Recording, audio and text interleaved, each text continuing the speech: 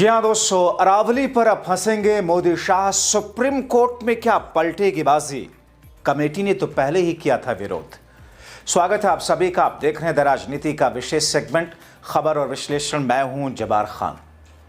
तो क्या अब जिस अरावली को लेकर के सुप्रीम कोर्ट से भी मोदी शाह को एक तरीके से राहत मिली थी, अब बाजी पलटने जा रही है? आखिर अरावली जिसको लेकर मोदी शाह की सरकार इतनी ज्यादा उत्सुक क्यों दिखाई दे रही है, जबकि लोग उसका विरोध कर रहे हैं? क्या जो कुछ मोदी शाह की सरकार ने फैसला लिया, भले ही कोर्ट से उस पर सपोर्ट या समर्थन मिला हो, लेकिन दिल्ली की जनता का विरोध और आगे आने वाले दिनों में अदालत में क्या इसका रुख पलटने जा रहा है जिससे मोदी शाह फंसेंगे? विस्तार से आपको दोस्तों सब कुछ बताते हैं। शुरुआत शुरू से करते हैं।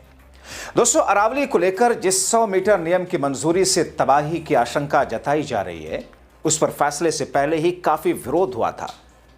यह विरोध भी सुप्रीम कोर्ट की ही एक कमेटी ने किया था, जिस पर यह निगरानी करने का जिम्मा है कि पर्यावरण और जंगल से जुड़े मामलों में नियमों को लागू किया जा रहा है या नहीं किया जा रहा।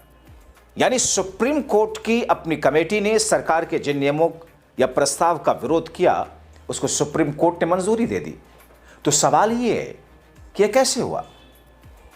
दोस्तों, दरअसल भारत के सबसे पुराने पर्वत श्रृंखलाओं में से एक अरावली की सुरक्षा को लेकर बड़ा विवाद है। आप जान रहे हैं, यह और बात है कि दिल्ली में सांस लेने वाली हवा जहरीली है, बच्चों के फेफड़े खराब हो रहे हैं, बुजुर्ग अस्पताल में पड़े हैं। मोदी शाह और रेखा सरकार को इससे कोई मतलब नहीं, मगर अरावली को तहस नहस करने वाला कदम उठा लिया। दोस्तों, सुप्रीम कोर्ट ने नवंबर 2025 में पर्यावरण मंत्रालय की सिफारिश को स्वीकार कर लिया, जिसमें अरावली पहाड़ियों की नई परिभाषा दी गई। इसके अनुसार अब केवल वो जमीन के हिस्से अरावली माने जाएंगे जो अपने आसपास की जमीन से 100 मीटर या उससे ज्यादा ऊंची हैं। इस फैसले से पर्यावरण विशेषज्ञ चिंतित हैं। अरावली के बड़े हिस्से की सुरक्षा खत्म हो जाएगी, खनन बढ़ सकता है। इस वजह से इस नियम का विरोध हो रहा है। अरावली बचाओ अभियान शुरू किया गया। दोस्तों, यह मामला सालों से कोर्ट में चल रहा था। अरावली में अवैध खनन रोकने, पहाड़ियों की रक्षा के लिए अलग अलग राज्यों में लगभग अलग अलग नियम थे। आपको बताऊं कि मई 2024 में सुप्रीम कोर्ट ने पर्यावरण मंत्रालय को एक कमेटी बनाने को कहा, ताकि अरावली की एक समान परिभाषा बनाई जाए। इस कमेटी में दिल्ली, हरियाणा, राजस्थान, गुजरात के अधिकारी, फॉरेस्ट सर्वे ऑफ इंडिया यानी कि एफएसआई, जियोलॉजिकल सर्वे और कोर्ट की सेंट्रल एम्पार्ट कमेटी यानी कि सीईसी के सदस्य शामिल थे। 13 अक्टूबर इसी साल, अभी 2 महीने पहले, 13 अक्टूबर 2025 को मंत्रालय ने कोर्ट में 100 मीटर ऊंचाई वाली परिभाषा पेश की। अब देखिए दोस्तों, कैसे इस पूरे मामले को लेकर के किस अंदाज में सरकार का क्या कुछ इसके पीछे, किस तरीके का हथकंडा, किस तरीके की रणनीति, किस तरीके के कदम।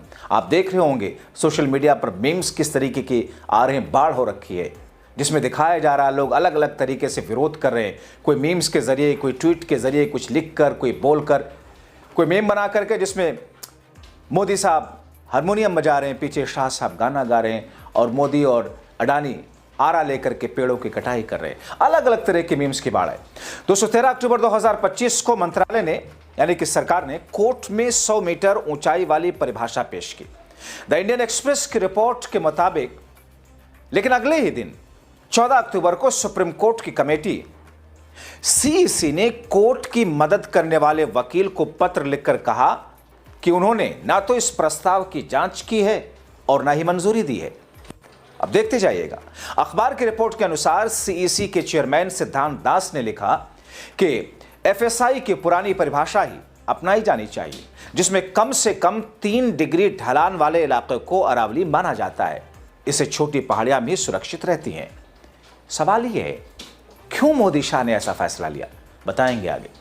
दोस्तों, सुप्रीम कोर्ट की कमेटी ने 100 मीटर वाली परिभाषा को सीधे सीधे खारिज कर दिया था। यह मैं नहीं कह रहा हूं, यह विरोध सुप्रीम कोर्ट की उस कमेटी ने किया था।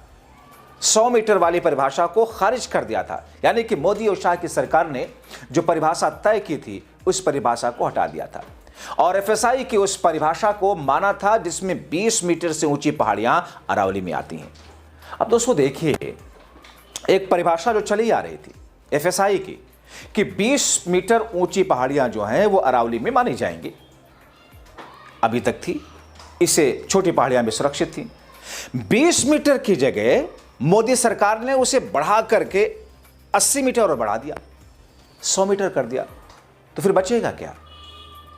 आप सोचिए, जहनियत सोचिए, मानसिकता सोचिए और इनके पीछे की रणनीति और साजिश सोचिए। दोस्तों, सुप्रीम कोर्ट के आदेश पर एफएसआई ने 2010 में राजस्थान के 15 जिलों में अरावली के 40,481 वर्ग किलोमीटर क्षेत्र की मैपिंग की। इसमें न्यूनतम ऊंचाई वाली वह पहाड़ियां भी शामिल थीं जिसका ढलान कम से कम 3 डिग्री था।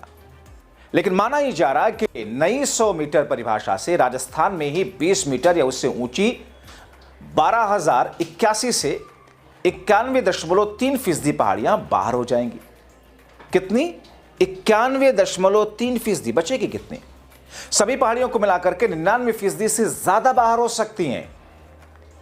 अब इससे थार मरुथल का पूर्व की और फैलना तेज हो सकता है।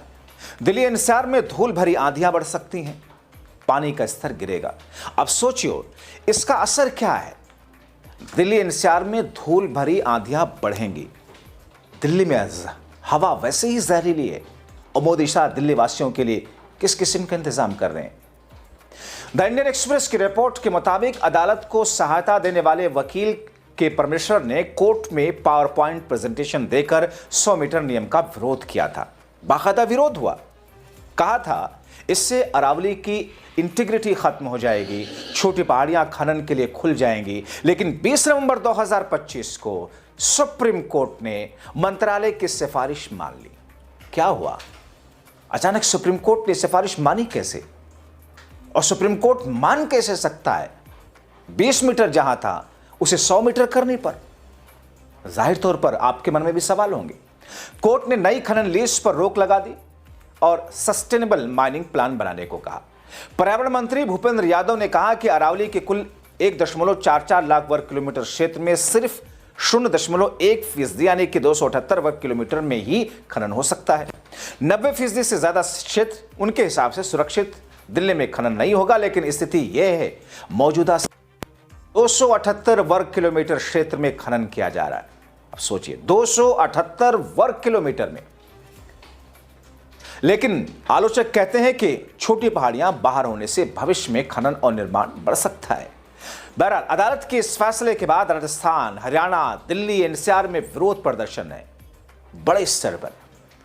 पर्यावरण कार्यकर्ता कहते हैं कि अरावली दिल्ली की हवा साफ रखने, मरुस्थल रोकने में बड़ी भूमिका निभाती हैं। अगर छोटी पहाड़ियां तबाह हो गई तो पर्यावरण का बड़ा नुकसान होगा। अब आपके जहन में पर्यावरणविद और साइंटिस्ट, वैज्ञानिक कौन आ रहे होंगे? वही जिनको इस सरकार ने जेल में बंद कर रखा है। क्या भूल गए दोस्तों सोनम वांगचुक, जो कि इस देश में ही नहीं बल्कि अंतर्राष्ट्रीय स्तर पर पर्यावरणविद के तौर पर जाने जाते हैं।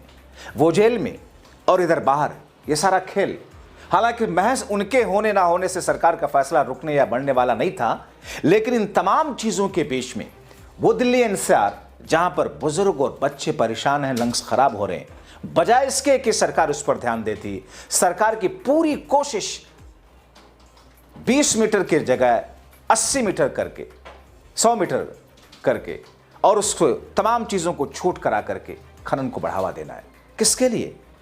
अब सोचिए आपके जहन में सरकार के चहेते अडानी साहब, कुछ ऐसे दूसरे चहेते, बहुत सारे ऐसे चहेते हैं जो पर्दे के पीछे, जिनके बारे में आपको जानकारी तक नहीं है। वो इंडिगो भी उसी में से एक था जिसने देश के हजारों हजार लोगों को कितने परेशान रखा, मगर मोदी शाह की सरकार ने उस पर जरा भी नकेल कसना तो छोड़िए, किसी भी तरह का कोई कदम नहीं उठाया। और फिर ये बात करते हैं सबका साथ सबका विकास। जाहिर तौर पर अपनों का साथ और अपनों का ही विकास, यही लाइन और यही थ्योरी चल रही है। मगर दोस्तों, माना ऐसा जा रहा है कि जिस अंदाज में दिल्ली एनसीआर समेत देश के दूसरे राज्यों में विरोध प्रदर्शन चल रहे हैं, आगे आने वाले दिनों में फिर से मामला कोर्ट में पहुंचेगा, फिर से सुप्रीम कोर्ट में जाएगा, रिवीजन पिटीशन डलेगी और उसके बाद फिर से उस पर कुछ फैसला आएगा। तो क्या मोदी शाह की सरकार इस मामले पर फंसेगी? फिलहाल आपकी जो राय है कमेंट बॉक्स में जरूर लिखें। अंत तक वीडियो देखने के लिए शुक्रिया।